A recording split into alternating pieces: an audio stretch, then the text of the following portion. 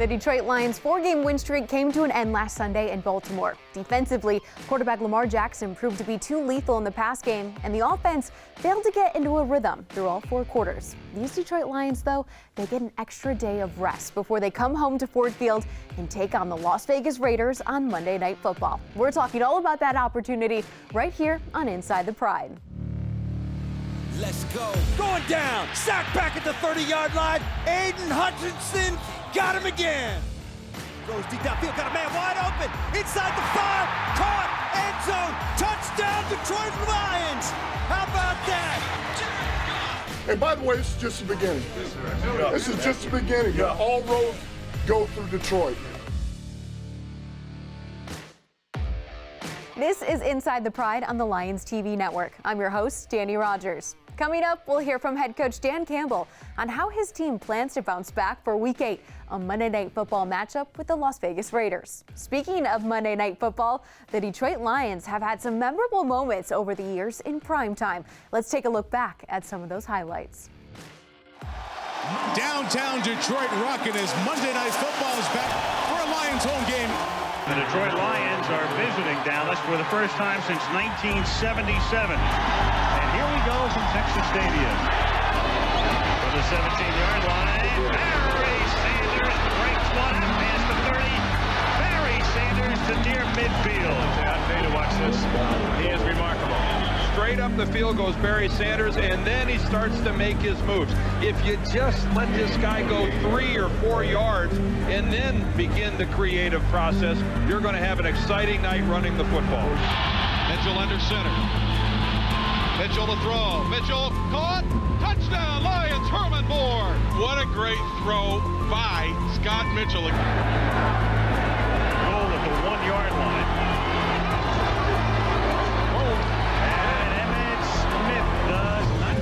Chris Spielman stood him up. Yes, sir. Boy, what a play by Chris Spielman. Boy, he starts about 4 yards back in the end zone and comes right over the top. That's perfect. There's no other way to describe it. Perfect. The Lions win it in overtime. We're about to find out. Young Jason Hansen. Rodenhauser, good snap, kick on its way. Jason Hansen. Lions win it. Lions win it. They beat the Dallas Cowboys for the first time ever in Texas Stadium. The Lions with their first Monday night game in 10 years, the first Monday Night Football game in downtown Detroit since 1974. Stafford with best to his left, operates out of the gun. He takes, Bears send 4. Stafford with time, looking deep, throws deep middle, wants Calvin, got him, in stride, 25, 20, Megatron 10, 5, end zone, touchdown Detroit Lions. Now he takes, being chased, gonna get hit, gonna go down, sacked by Willie Young. Stafford and the Lions take over from the 12 in search of a running game. There goes Jahmyr Best. Merriweather chasing, not gonna get him. Jahmyr Best all the way home. Touchdown, Detroit. Up we go from Detroit. 3rd and 9. Directs and fires to Johnson, who's free. And Megatron's all the way home. Touchdown, Detroit.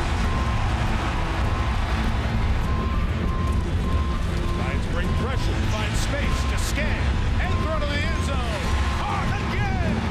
Megatron again. Touchdown, Detroit.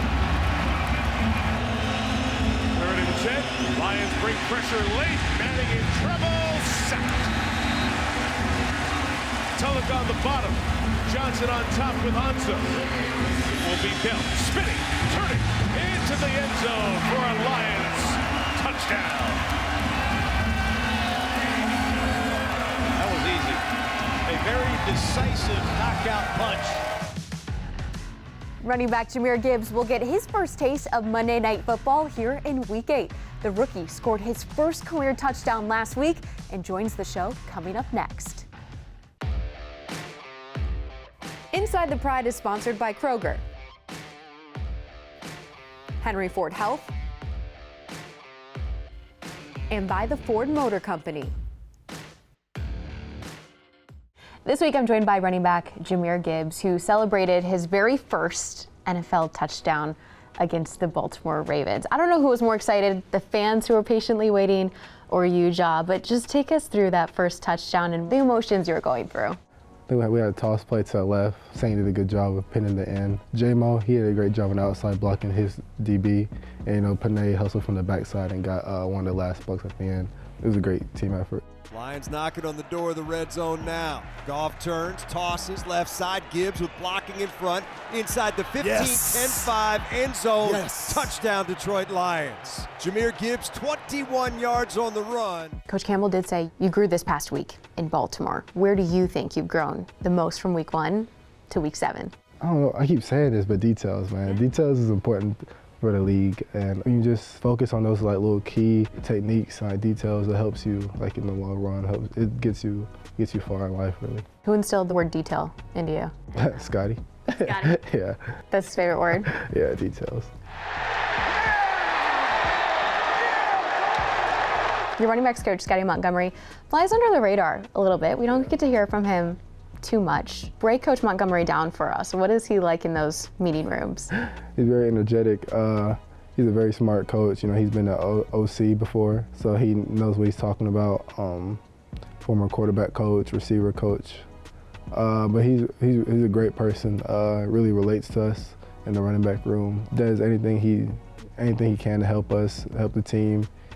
He cares about every position on this team. You could tell in his energy. Yeah, he's overall a great person. And what's the biggest thing he's taught you so far? I don't have to do anything out the ordinary, because this is the league. Everybody's great. So I just gotta do my job. With all that's on your plate as a rookie, how have you been able to translate your skills into the NFL and not have much of a drop-off from college? Being prepared throughout the week with the game plan and all that, and how we practice, I think it's different from a lot of other teams. Practice harder, from what I've heard. So Dan does a great job of preparing us. What was the biggest learning curve for you coming from college to the NFL and knowing that you'd have to impact this offense? The huddle, because I haven't been in a huddle probably since like 7th, 8th grade. So everything since then has been signals. So I had to get used to listening to the whole play and knowing what I got to do and listening to the key words that talk to me. Is that just a lot of studying? Yeah, it is. Yeah. Yeah. Do you just have someone repeatedly calling off plays and you regurgitating them back, or how do you study that? I had a script, so I would just like read them to myself. Because I was like trying to listen to like the whole formation and all that. Well, I only listen like the formation that talks to me. So I think most people learn plays based off like concepts and stuff, but me, it's just like memorization. Like once I've done it, I haven't like got the reps and I just like remember the play, then like I know what I got. What week did you really become comfortable in that huddle? No, I think it was more training camp. The OTAs. OTAs were shaky, I'm not gonna lie. I would always ask Jared what I got. So when we got to training camp, it got better. How did you feel so comfortable right off the bat going to your veteran quarterback and asking him to help you out a little bit? I was like basically looking at like we both want to win, both want to be on the same page. So like it's better to tell me what I got when I ask you, so we don't mess anything up. So I was just like, I'm just gonna ask him. Yeah. Seeing where this team was back in OTAs, back when you were asking your quarterback, hey, help me out a little bit, to where it is now, 5 wins under the belt, heading into Monday Night Football. How has this team grown since you've become a part of it? It's grown a lot. I think we became way more disciplined and we rely on our details for success and being where we're supposed to be at the right time. We're not worried at all. Everybody has a game like that throughout the league, so I think it was just something we just gotta learn from and fix it. Welcome back. I'm now joined by the head coach, Dan Campbell. And Coach, after the Baltimore loss, you said your team is not going to waste a loss. They're going to learn from it. What is the #1 teaching moment from that game? Look, I think that sometimes you get so honed in on the opponent, you forget about yourself a little bit. Training camp is so much about yourselves and what you do well, and then when the opponents come, you kind of forget about yourself a little bit. And I think we just need to get refocused, recentered on ourselves, the fundamentals, and winning our one-on-ones. One-on-ones will come against these Las Vegas Raiders on Monday night. Starting offensively, wide receiver Davante Adams is the guy in the receiving game. 6 consecutive Pro Bowl seasons for him. Why is he so consistent no matter what offense he's in? He's, all right, he can run any route in the book. I'm going to start there. And then once he gets it in his hands, he's as dangerous a runner as you're going to find. But he's got radar lock, so he can find these deep balls. He can track them. He's got excellent hands. He's got body control, balance. And you can put him wherever you want. Put him in the slot, put him outside. And the way they're doing it, this is old school running attack, so it's hard play action pass downhill. The safety's coming down, the backside safety for the run, and all of a sudden you just get a one-on-one outside. You'll take it all day long. You got the whole field to throw, and that's kind of how they're using him right now. So, look, he's dangerous. Another weapon is running back Josh Jacobs. We haven't heard his name a ton this season. He led the league in rushing last year, over 1,600 yards. Why is he still an emphasis regardless of how that run game is going? Well, there again, I think that this is kind of an old school running approach, and they're going to want to get him going. And this is just gap scheme across the board, really duo is what we call it. And I think it starts here with him. This is something he does a very good job of. You can see him kind of stutter. He pulls the linebackers into the blocks. And then when he feels the perimeter, he goes. And so now it's on the corner, one-on-one, who's pretty far off here. Set him up, put your foot in the ground, and now because of this space, he pretty much set it up himself.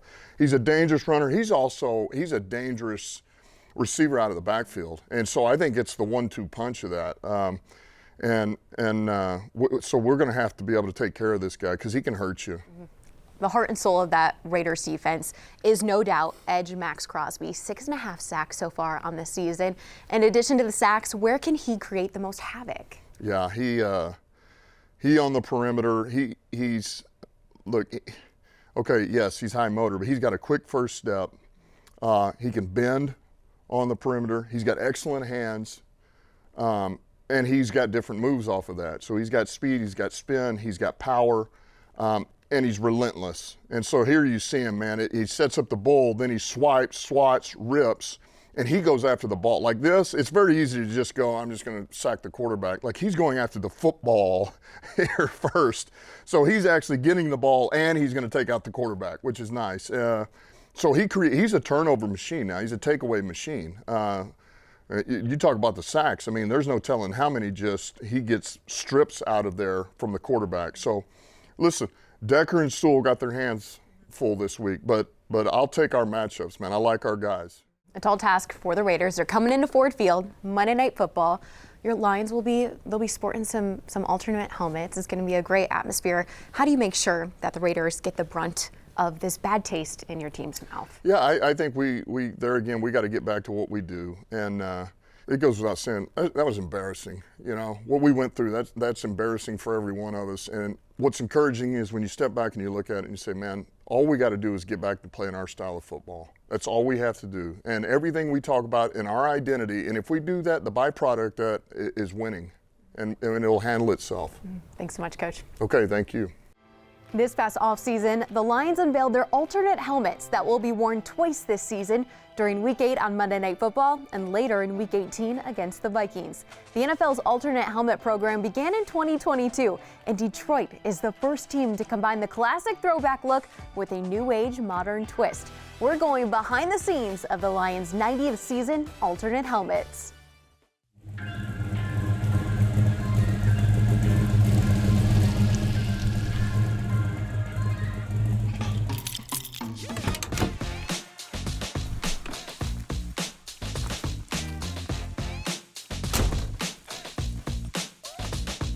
The NFL introduced its alternate helmet program in 2022, which gave teams the opportunity to add a second helmet to their closet that could be worn with either of their alternate uniforms. And for the Lions, that's our 50s era throwback uniform and our all gray. In order to maintain the historical integrity of that 50s era classic uniform that has always been worn with just a solid silver helmet, silver face mask, we knew we were really designing for our all gray. Once the NFL sort of opened up the rules for us, it's pretty exciting to think about bringing something new, bringing a little bit of energy to the fans, and so that's where we started. So it was about 2 years ago that we sat down with our partners at Riddell and at the NFL and sort of initiated this project and talked about what we wanted to achieve. It's a variety of different decisions throughout the process. We sort of took it step by step. Everybody had input in what we wanted this to look like. That process takes some time. I think we were probably a good 9 months of making sure we were on the right track after a couple of weeks of coming up with a design. When we settled on the blue, that was the primary decision, but then there's 100 different finishes. Are we gonna have matte metallic, chrome, flat, and that's just the helmet shell. Next up is the face mask and the decals on the side and the top, as well as the front and back bumpers. So there's a lot of decisions to be made. We looked at countless different options, sort of get together and say, what communicates our brand the way that we want to, particularly in this 90th season. To us, that was sort of exciting. Our players, when we sort of showed it to them for the first time, got excited about something different, a little more energy. All right, let's see it. Woo! Is that blue? This is nice. The matte blue too with the throwback logo on top. Oh my gosh. Wow. This thing is so clean, so sleek. The throwback is sick though, like first blue helmet ever. Come on. That's good stuff. I can't wait to rock out, man. Just let me know what games. The core of our 90 season celebration has really been paying tribute to our heritage, but also celebrating the future of the organization and this exciting chapter. The great thing about the Lions is it's a traditional organization. It's one of the oldest in the league, and we've sort of stuck to this really nice, sort of clean look. So with this helmet, we sort of looked at it and thought it was a really interesting way to bring something modern and then take an older logo and apply it to that sort of new, sort of modern look. So I think what's special about that logo and the fact that it's on our alternate helmet is that the fans love it, we love it, but it's never been on any of our uniforms or helmets in our 90-year history. So the opportunity to have it on this alternate helmet as part of this celebration is really cool. And it was originally designed to mimic the badge on the front of a Shelby Mustang. So, there's some really strong significance to us here in our fan base. When we launched it, hearing the fan reaction just via social media and via Twitter and different things, like, it was exciting, but seeing people's faces when we come out on the field with it, I think that's going to be pretty exciting.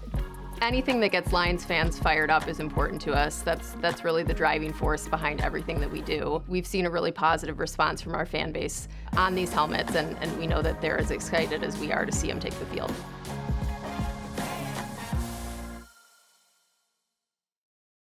Wishing for something special? Maybe it's VIP seats, the meal of a lifetime, or an unforgettable journey. Whatever it is, Community Financial Credit Union can make it a reality. Share your impossible dream at impossibledreams.org by scanning the QR code at the bottom of the screen. Before we wrap up today's show, I've got some Rogers retweets for you, and I'm throwing it back to Baltimore just for a quick second. We had a lot of fans who showed up. They formed that Honolulu Sea of Blue once again. They went from Tampa Bay to Baltimore, so shout out to these fans. They look like they had a great time despite the score. We always appreciate you showing up for the Detroit Lions. And we're talking details here this week because that was the big message post-game after Baltimore. Check this fan's helmet out. This is a homemade crocheted beanie in the form of a throwback Lions helmet. This is awesome, and I probably kept them warm all day. I kind of want one of those. We're talking more details. Okay, this is some commitment, not only to the married life, but to these Detroit Lions. Love the ring, go Lions. And I love this story. Check this out. Reads, last year on this very weekend, Dad was having open heart surgery. Today was the father-daughter football 2024, and Dad's 80 years, my 43. They've yet to see Detroit Lions win in person. Okay, here's the thing. Let's just, we gotta get them to an away game and they see a win, okay? Congrats to Pops and daughter for being able to make it out to the game. But seriously, come on home to Ford Field and we'll show you guys a win. Check these three out, all siblings, 3 under 3, sending lots of loves and hugs to Mom and Dad, but they look like they were having a lot of fun this past Sunday.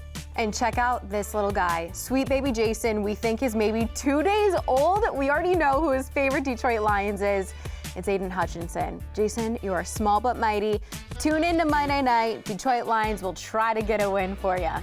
And that does it for Rogers Retweets. You heard me. Monday Night Football is almost here. Detroit Lions hosting the Las Vegas Raiders. Kickoff is slated for 8:15 on ESPN. We'll see you right back here next week.